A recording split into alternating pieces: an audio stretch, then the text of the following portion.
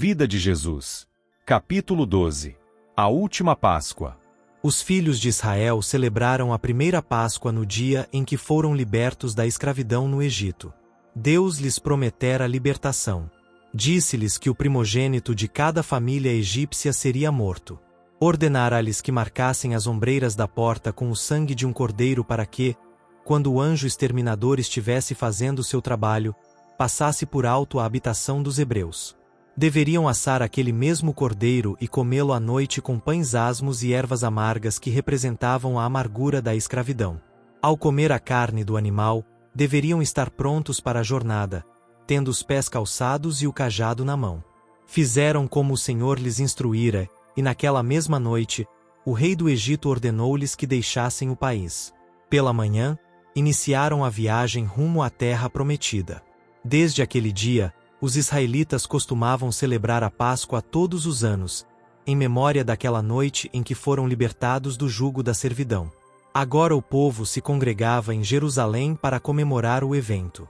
Cada família preparava um cordeiro que comiam acompanhado de ervas amargas, como seus antepassados no Egito, e contavam aos filhos como Deus fora misericordioso com eles, libertando-os da escravidão. Chegara o tempo em que Jesus devia comemorar a festividade com seus discípulos e pediu a Pedro e a João que encontrassem um lugar e preparassem a ceia da Páscoa. Centenas de pessoas vinham a Jerusalém para a celebração e os habitantes da cidade se dispunham a ceder um cômodo da casa para os visitantes fazerem sua celebração. O Salvador dissera a Pedro e a João que ao saírem pelas ruas encontrariam um homem com um cântaro de água. Deveriam então segui-lo até a casa em que entrasse e dizer ao dono da casa: O mestre manda perguntar-te, onde é o aposento no qual hei de comer a Páscoa com os meus discípulos? Lucas 22, verso 11. Esse homem deveria então mostrar-lhes uma sala espaçosa no andar superior da casa, provida com tudo de que precisavam, e ali deveriam preparar a ceia pascal. Tudo aconteceu conforme Jesus havia dito. Na hora da ceia, os discípulos estavam a sós com Jesus. O tempo que haviam passado em companhia do Mestre, nessas festas, havia sido sempre uma ocasião de grande alegria.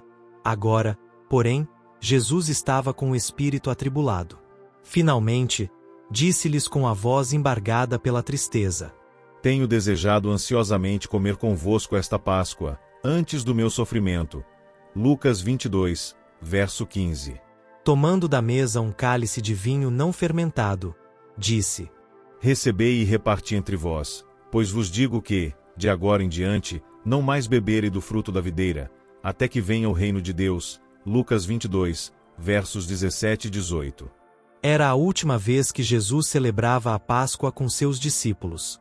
Era também a última Páscoa que devia ser celebrada na terra, porque o sacrifício do Cordeiro deveria ensinar as pessoas que um dia Cristo, o Cordeiro de Deus, viria para morrer pelos pecados do mundo. Assim, com sua morte, não haveria mais necessidade de imolar o Cordeiro quando seu sacrifício estivesse consumado.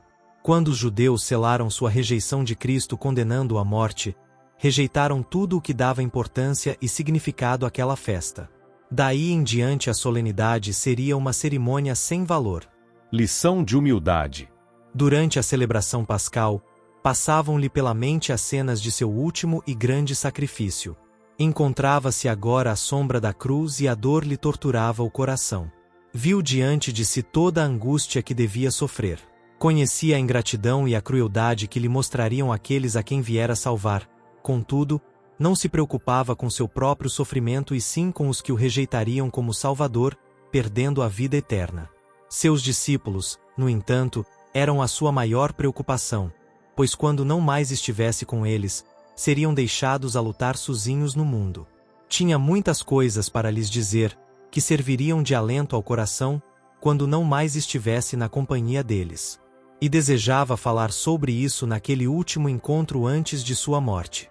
Mas nada pôde dizer, pois eles não estavam preparados para ouvir.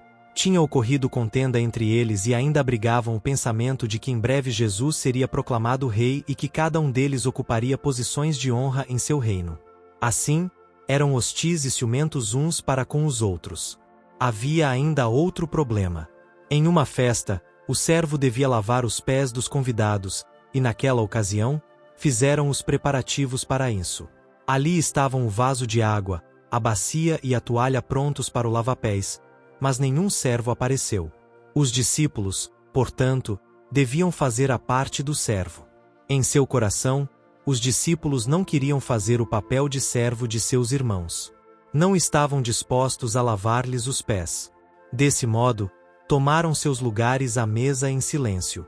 Jesus esperou para ver o que eles fariam. Então, ele mesmo se levantou, cingiu-se com a toalha, despejou água na bacia e começou a lavar os pés dos discípulos. Embora magoado por causa da discórdia entre eles, não os repreendeu com palavras duras. Demonstrou seu amor, agindo como servo de seus próprios discípulos. Quando terminou, disse-lhes: Compreendeis o que vos fiz? Vós me chamais o Mestre e o Senhor e dizeis bem, porque eu o sou. Ora, se eu, sendo o Senhor e o Mestre, vos lavei os pés, também vós deveis lavar os pés uns dos outros. Porque eu vos dei o exemplo, para que, como eu vos fiz, façais vós também. João 13, versos 12 a 15. Dessa maneira, Jesus ensinou aos seus discípulos que deviam servir uns aos outros. Em vez de buscar a posição mais elevada para si mesmos, deveriam se dispor a servir os irmãos. O Salvador veio ao mundo para trabalhar pelos outros, vivendo para ajudar e salvar os necessitados e pecadores, e ele deseja que façamos o mesmo. Os discípulos se sentiram envergonhados de seu ciúme e egoísmo. Seu coração se moveu de amor para com o Mestre e para com os irmãos. Só agora é que estavam prontos para ouvir os ensinos de Cristo. Em sua memória. Até que ele venha estando todos em silêncio, à mesa, Jesus tomou o pão e, tendo dado graças, partiu-o e entregou aos discípulos, dizendo: Isto é o meu corpo oferecido por vós, fazei isto em memória de mim. Lucas 22, verso 19. Tomou também o cálice, dizendo: Este é o cálice da nova aliança no meu sangue derramado em favor de vós. Lucas 22, verso 20. Diz a Bíblia: Todas as vezes que comerdes este pão e beberdes o cálice, anunciais a morte do Senhor, até que ele venha. 1 Coríntios 11, verso 26. O pão e o vinho representam o corpo e o sangue de Jesus. Assim como o pão foi partido e o vinho tomado, o corpo de Jesus foi partido e seu sangue derramado por nós. Comendo o pão e bebendo o vinho, demonstramos que cremos neste fato. Mostramos que nos arrependemos de nossos pecados e que aceitamos a Cristo como nosso Salvador. Enquanto participavam da ceia, os discípulos perceberam o sofrimento de Jesus. Uma atmosfera de tristeza contagiou a todos, e comiam em silêncio. Finalmente, Jesus disse: Em verdade vos digo que um dentre vós me trairá. Mateus 26, verso 21. Os discípulos ficaram surpresos e entristecidos com aquela declaração de Jesus e cada um começou a fazer uma introspecção para ver se havia em si algum mau pensamento contra o Mestre. Um após o outro perguntava: Porventura, sou eu, Senhor? Mateus 26, verso 22. Só Judas permanecia calado. Isso fez com que todos os olhares se voltassem para ele. Percebendo que estava sendo observado, também perguntou: Acaso, sou eu, Mestre? Jesus lhe respondeu em tom solene: Tu o disseste. Mateus 26, verso 25. Jesus havia lavado os pés de Judas, mas isso não fez com que amasse o Mestre mais do que antes.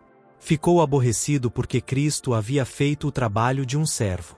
Agora ele sabia que Jesus não seria rei e isso fez com que ficasse mais determinado a traí-lo. Ao perceber que seu intento havia sido descoberto, não teve medo. Levantou-se zangado e deixou rapidamente a sala para realizar seu plano perverso. A retirada de Judas foi um alívio para os que ficaram. O rosto de Jesus iluminou-se e a nuvem de tristeza se dissipou. Cristo então conversou com eles durante algum tempo. Disse que ia para a casa de seu pai e que prepararia um lugar para eles e retornaria para levá-los consigo. Prometeu enviar o Espírito Santo para que fosse o mestre e consolador deles. Disse-lhes que orassem em seu nome, certamente suas orações seriam atendidas. Jesus então orou por eles, pedindo a Deus que os livrasse do mal e que amassem um ao outro assim como ele os amava. Jesus orou por nós do mesmo modo que orou pelos discípulos, dizendo: Não rogo somente por estes, mas também por aqueles que vierem a crer em mim, por intermédio da sua palavra, a fim de que todos sejam um, e como és tu, ó Pai, em mim e eu em ti, também sejam eles em nós, para que o mundo creia que tu me enviaste, eu neles, e tu em mim, a fim de que sejam aperfeiçoados na unidade, para que o mundo conheça que tu me enviaste e os amaste, como também amaste a mim. João 17, versos 20, 21 e 23.